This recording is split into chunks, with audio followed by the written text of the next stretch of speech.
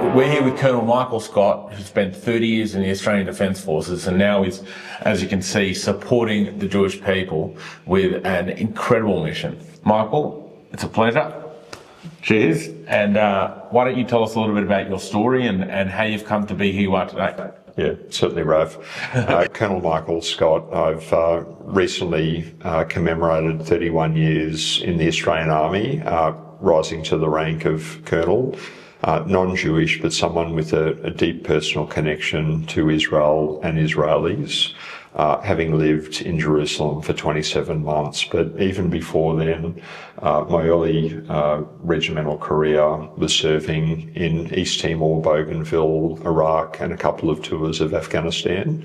And from July 2019 to September 2021, I had the great privilege and honour of residing in Jerusalem with my wife, Rosina, while I was seconded to the United Nations, a UN mission that Australia has been supporting since 1956.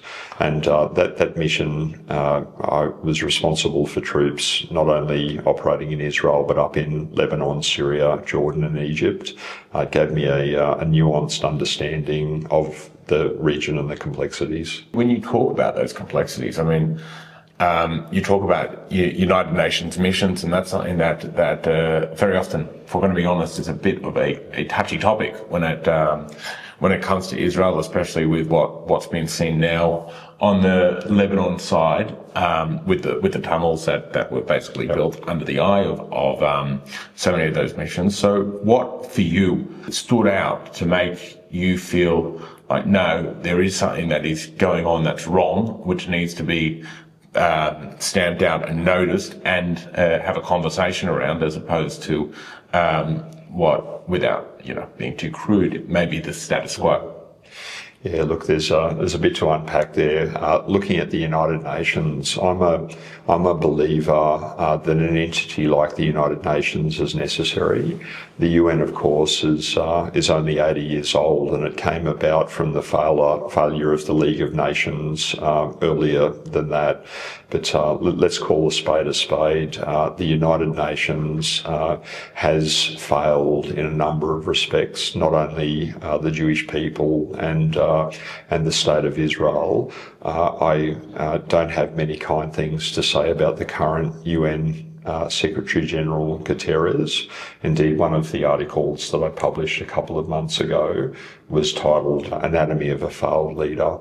I do believe that having a vehicle to allow people in disagreement to talk is better than not having that. But the UN is not fit for purpose, and I'm passionately of the view that money needs to stop flowing into the United Nations. Some performance targets need to be set.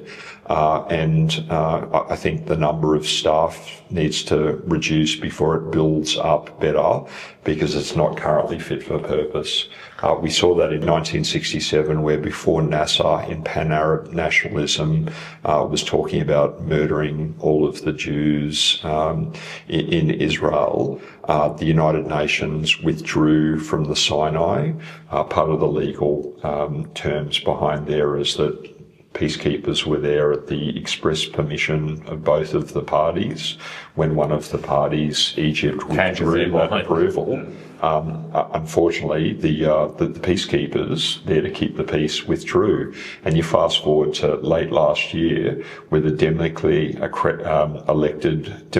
elected Prime Minister of Israel was to say, United Nations, we've got Hezbollah infrastructure right up to and including and under your positions. Please move out of harm's way so that you don't get caught. And the United Nations of late 2024 said, no, we're staying in position. That's just an outrageous double standard. And I would love to see those people in leadership positions held to account, them being removed from their positions. That's just one of the examples that is basically really putting themselves as human shields to an extent. Yeah. And other examples of, I think, systemic failure are the ICC, the ICJ, United Nations, Human Rights Council, all virtuous organisations, but none that are fit for purpose. My personal view is that the organisations are necessary. They've got a people problem, not an institutional problem, and there's a number of people that need to be removed from those positions. And I think denying funding to those bodies is the way that you do hold. That's how you have turnover. Yeah. So that's more on the broader structural sense. I'm talking more on the personal sense, actually seeing things and realizing the situation on the ground. And what are some of those specifics that you noticed, which aren't necessarily spoken about by other people who have been deployed over there? Yeah, I think what, while we've been busy with other things, I've been head down, tail up, 31 years in the profession of arms. I've got a real belief in service. And so I have a kinship with the Jewish people and diaspora worldwide that, in the last couple of decades, they've been helping every other minority group that is facing persecution. If you look in Australia, for example, some of the leading lawyers and philanthropists in the Australian community that have helped Indigenous rights have been, wonderful Jewish Australians. There's been such a betrayal at the time, Jewish people's time in need, when Israel was attacked in a horrible program on the 7th of October.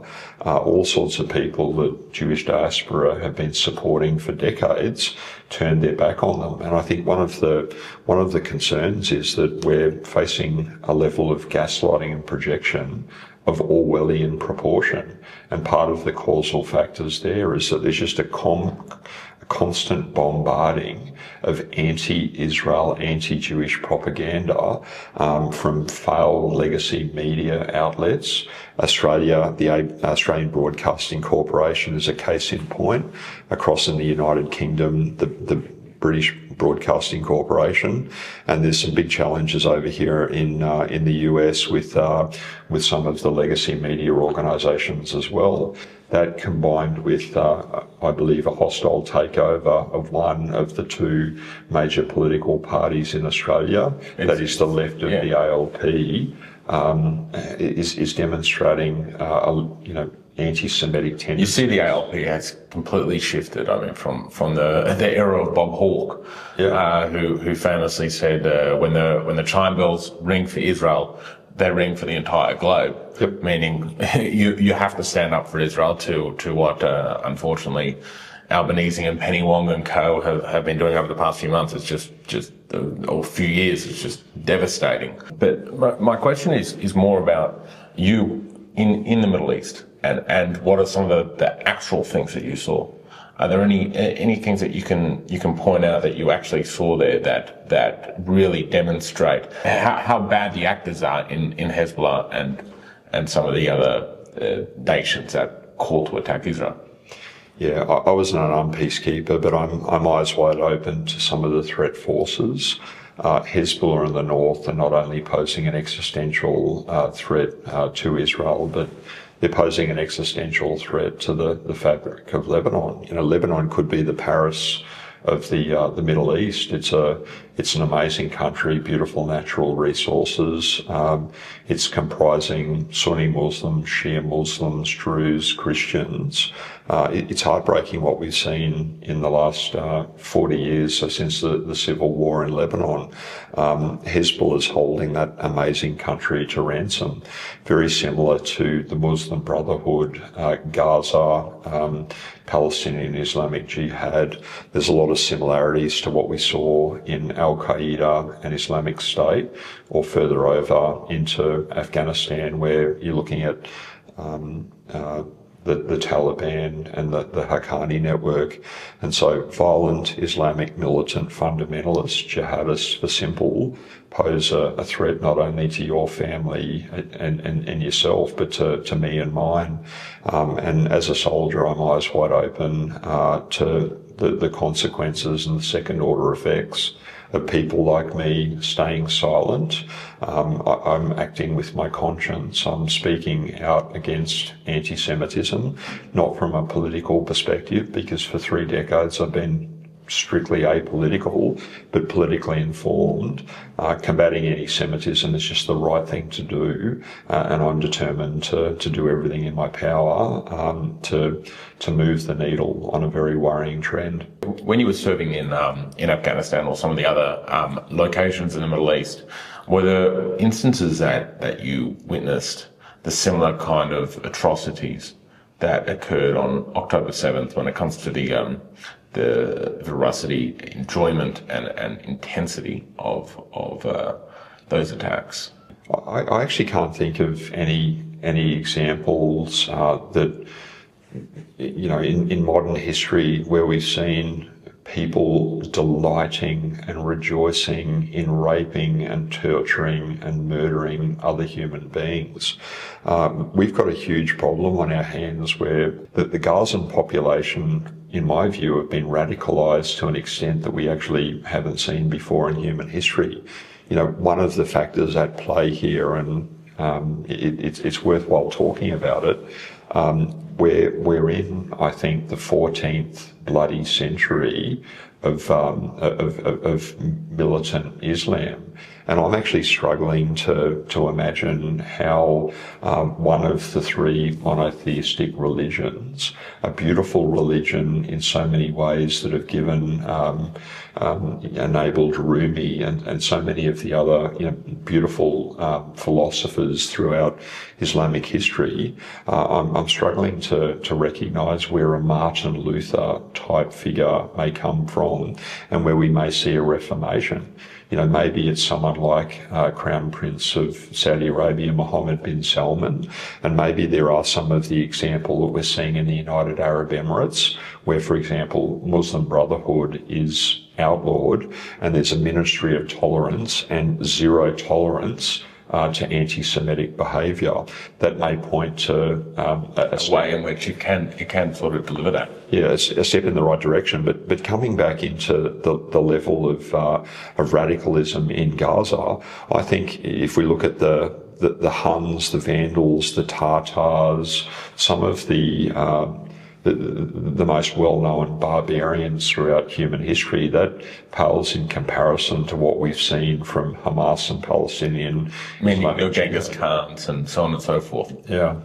Right. I get from when you say pales in that comparison is obviously we know about many of those atrocities, but through studying history and through studying war, you're saying that there hasn't been the enjoyment in doing those actions, raping specifically for the rape and the murder specifically for the murder. It's more of those people. It's more that they just did it because it was war or something like that. Well, look, one of the things that I'm deeply unhappy about is that my taxpayers' dollars and your taxpayers' dollars has contributed to where we've landed. You know, it's absolutely outrageous that money allocated to the United Nations Relief and Works Agency has resulted in books teaching arithmetic to Arab youth. If you've got 2 dead Jews and you kill 2 more Jews, how many dead Jews do you have? You've got 4 dead Jews, teacher. You know, that is something that has been common knowledge for 15 or 20 years. That has resulted in the level of fanaticism. And I've got a real problem with my taxpayers' money, and indeed the money from democracies, Western liberal democracies, going into United Nations and funding that level of fanaticism.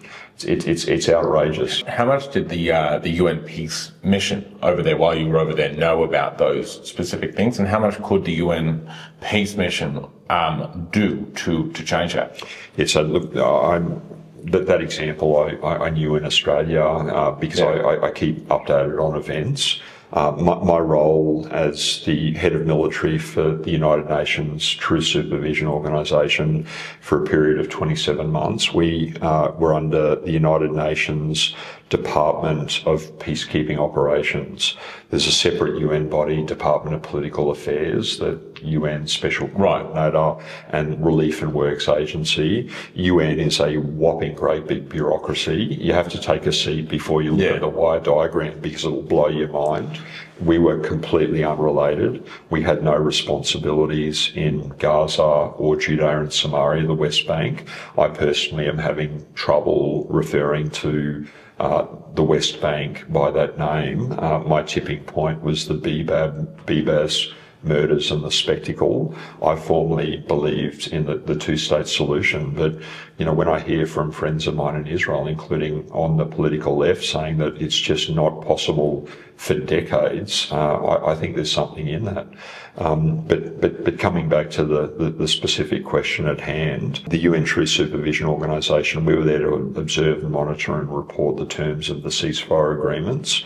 I was headquartered in Jerusalem. I had officers that lived in Tiberias that would work up in the Golan, work in Syria in Kenedra, work in southern Lebanon in the Litani sector, north of the Blue Line. So if you're talking the Litani section, I mean, was there much spoken about when it comes to the tunnels that have been found there? There were some structural challenges. I'm apolitical, and I took my job as the head of military very seriously. No, of course, I'm not. But let me tease out. So, unfortunately, the realities in this world are that there's people, nation states that benefit from the dynamic. If it doesn't involve the Jews, it's not going to hit the news. And so, United Nations resolutions are established by the Security Council, comprising 5 permanent members. That is America, the UK, France, Russia and China, and then a further 10 people that rotate. Those 5 permanent members have got veto powers. And so United Nations Security Council Resolution 1701 that related to Lebanon and Hezbollah, that was signed into effect after the 2006 Lebanon war. If you think of the parties in power at that time, it was the Bush II presidency who was passionate supporter of the State of Israel. But when you're looking at a resolution, they could come up with a hairy-chested resolution, but if it didn't meet the expectations of China and Russia, it wasn't going to fly. And at the tactical level, an incongruity I found, having already served in Iraq, Afghanistan, and being a cavalry officer, it was just a nonsense that we, observing and monitoring and reporting, couldn't enter private property. And indeed, we're in a position as peacekeepers, my team were unarmed, but the United Nations interim force in Lebanon, I heard a story a couple of months before I arrived in the mission where an armoured column of armed troops made a navigational area through one of the population centres in southern Lebanon, veered onto a path where non-combatants, Hezbollah, didn't want them to go. There was an illegal checkpoint that was established at the front and back of the column. Some of the peacekeepers were roughed up and they had their weapons taken off them. It's like, how could that be? Because I'd already served a couple of combat tours in Afghanistan and Iraq. If someone were to try and attempt to deprive me of my weapon, I could escalate up to and including, if necessary, lethal force. But the rules of engagement and the operating parameters didn't allow those peacekeepers to even stop someone from seizing their weapon. It gets back to unfortunately the political reality that if the world's attention is all focused on Israel and the challenges, well, where they're not looking at is Eastern Europe, and they're not looking at the South China Sea and other places. Yeah. So there's that diversion factor that comes into play that stops the United Nations mission from being able to do what so many of you want to be doing. So look, I personally, my wants and desires are completely of course. And so as a professional soldier, I implement the mission and mandate. And while I was while I was an Australian Army officer, seconded to the United Nations, I was strictly neutral. I had my mission and my mandate, and indeed, I would demand certain behaviour and performance from all of the 153 officers drawn from 27 different troop contributing countries. like America, like Russia, like China, and a number of other troop contributing countries. We weren't there to have opinions. We were there to do the job of the soldiers. And personally, I look back on that time where I'm very proud of what I was able to achieve. I was very individually and collectively. It was through COVID. It was through a number of strategically significant actions, such as the large bomb blast in Beirut on the 4th of August 2020, Syria crisis that only ended, with HTS Sunni terrorists coming to power in Syria, and what felt at the time like we might have tipped into the third intifada. It was the instability leading up to the Abraham Accords, and of course the May 2021 Gaza war. I can certainly empathise and relate with Israelis. I've served in war zones. Things that go boom are not unfamiliar to me. But living in Jerusalem and looking across to my wife and saying, "Hey, sweetheart, they aren't fireworks, they're rockets. Let's go into the safe room." That's something that people in the United Kingdom, America, Australia, the West, they can't empathise and relate with. They cannot imagine what it is to live in a place like Tel Aviv, similar to San Francisco or Sydney, and to have an hour's drive south, bloodthirsty psychopaths and sociopaths that unfortunately have been radicalised by our taxpayers' money. When you talk about that down south, since the beginning of the war, a perspective that I've had and relate to people unabashedly is that we need to eliminate Hamas like we eliminated the Nazis and hope that the Gaza of tomorrow can turn into the Germany of today. Part of that is eliminating Hamas. How much do you feel that if all of Hamas is not eliminated, there is no possibility of an MBS-like reformation, Martin Luther-like reformation, or do you feel that there is a possibility that we can just kind of take a step back and hope with education that everyone shifts? Yeah, look, in the military, we've got a saying, hope's not a method. For those listeners, if you're interested, I've published an article. If you Google Colonel Michael Scott, Australian Jewish News, look for the article titled "The Thought Experiment."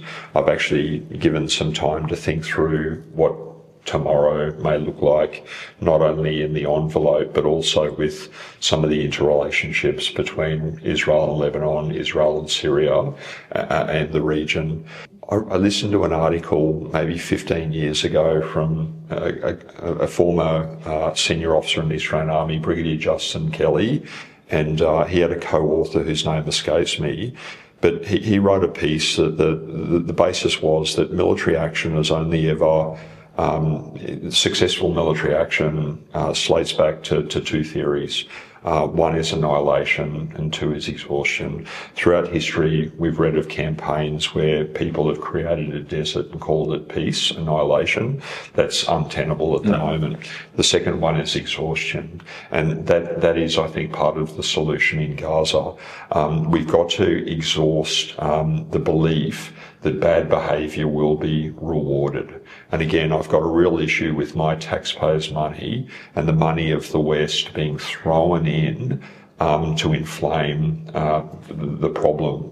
Good money can't be given straight in the hands of those who are bloodthirsty. And so we've had problems in the past. Qatar has caused a lot of the mischief, not only in our countries, but in the Middle East. There need to be consequences for hostile regimes like the Qataris for throwing billions of dollars, literally, at some of these causes that are resulting in such death and destruction. But there also needs to be consequences for Western liberal governments throwing good money after bad that results in something like the UN Relief and Works Agency that is teaching a level of fanaticism that's without historical precedent. If a partner for peace emerges, if there's some leader, it might be of the LCC ilk or the Hashemite kingdom, a strong person that is willing to step on internal dissent, bury the hatchet, live in peace with their Yehudi neighbours, there is a path into a better tomorrow, but realistically and pragmatically, I don't think any of us can hold our breath. It'll take a level of time to de-radicalise that population. But yeah, I've gone into some more detail about, leveraging the A, B and C zones in Judea and Samaria in the West Bank.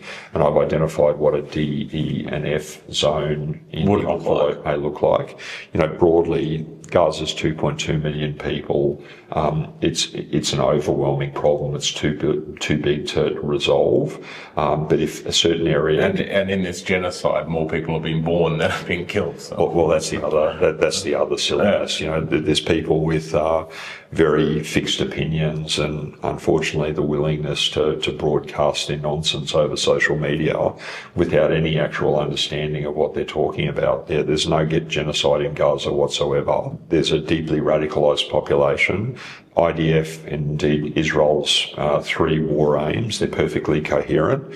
Return the 59 hostages, dismantle Hamas, and ensure that there's never ever again a threat from the envelope to Israel. They're perfectly rational and coherent objectives.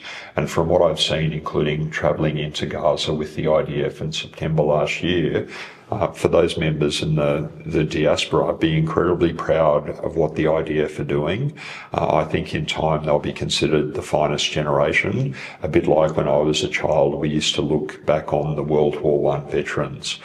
In my judgment, the Israeli Defence Force is not only the most highly educated, but most lawful, ethical and moral military fighting force world history has ever known, operating in a diabolical environment, and the level of gaslighting and projection is simply Orwellian. It's despicable. You've come out of the military, you've come out of the United Nations and are starting a new foundation with a direct mission specifically towards this struggle. So do you want to tell us a little bit about that and what the purpose is? Yeah, certainly. I'm the CEO and founder of the 2023 Foundation. It's a harm minimisation charity to combat anti-Semitism. I founded it last year in Australia based on my conviction that Israel is an amazing plural, tolerant society. It was my home for 27 months, and it's not what the anti-Semites and the social Marxists would have us believe. Smashing us with social media. Just talk quickly about my vision. I have to explain my past. Not only had I lived in Israel, I'd been to the south. I used to ride push bikes up and down Route 232. I've stopped for coffees in cafes in Ofakim, Sderot. I've been past the beautiful kibbutz of Be'eri to the Anzac Memorial, which is about 2 kilometres to the west of Be'eri, that looks into Gaza. For Australians listening in, it's a picturesque area surrounded with gum trees. It could be a part of country Victoria. It was about 2 kilometres from the Supernova Festival, where all of those beautiful kids were raped, tortured and murdered. At the time of Saturday morning, October 7 in Israel, my 18-year-old daughter was at a music concert in Australia. To say I can empathise and relate what happened there is an understatement. 2 days after, still reeling from what had just happened with dear friends of mine that were personally involved, including the adopted son of a mate of mine that's still a hostage in Gaza. There was that outrageous spectacle at the Sydney Opera House on October 9, 2023, where the taunts were, fuck the Jews, gas the Jews, despicable. That's when I, in Canberra, looked at my wife and said, I've got to do something. This is, I won't be a bystander. I started seeing nonsense on my social media feed from friends of mine I went to school with 30 years ago, from the river to the sea. Hey mate, I saw your post. I've lived over in Israel for a couple of years. That's not what's going on. Can we have a chat at it? I was shouted at. I was called a bigot, a murderer. I got cancelled. These are people I've known for 30 years. And so I've wanted to be a dentist a fair bit since that time. I've wanted to knock people's teeth out. But you get more with honey than you do with vinegar. And so my initial attempts were unsuccessful. And so I thought I'd just jockey back, I'll keep quiet, and I'll start to think through and plan something. And at about that time, I read a biography on US President Harry S. Truman, Cyrus, instrumental in the founding of Israel. And an example in that biography was of the work of Senator J. William Fulbright, established the Fulbright Scholarship. And, very quickly, fast forward 80 years on from the end of the Second World War, the Fulbright Scholarship is bringing about 8,000 people into US institutions per annum, not only educating, but building cross-cultural linkages, an element of soft power. And I thought, that's actually an example I can use to combat anti-Semitism, but use the destination to be Israel, connecting with reasonable, open-minded non-Jews with little or no first-hand experience with Israel, getting them across, letting them to see the truth for themselves, interact with the environment, but more particularly when they come back into Australia or their country of origin, the US, etc., my foundation would maintain the connectivity with them through an alumni program, because friends of mine in the Jewish diaspora that have supported other people across to Israel, one of the things they were deeply frustrated in is that when in their time of need, where they've invested in other people, it's like, hey, we could use your help. Everyone other than, me and, a handful of other people that the names of, they've all stayed quiet.